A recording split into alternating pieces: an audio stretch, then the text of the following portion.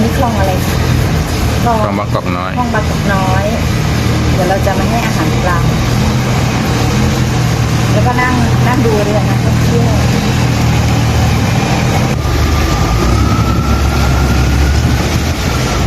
แขกคนที่อะไรนะตัวเบลอนั่นน่ะไม่มีแม่น้ำท่าจีนเลย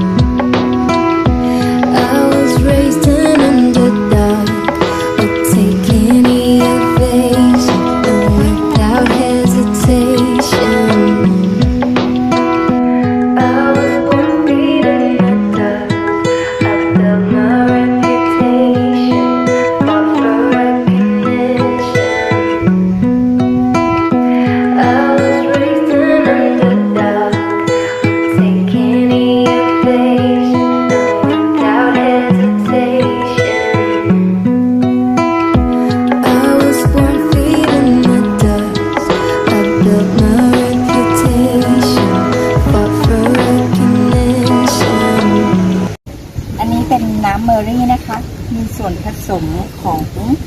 เลมอนยูสุอะไรอะออเรนจ์น้ำส้มแล้วก็น้ำอะไรก็ไม่รู้หลายๆอย่างก็น่าจะอร่อยยังไม่ได้ชิมเดี๋ยวชิมแล้วจะบอก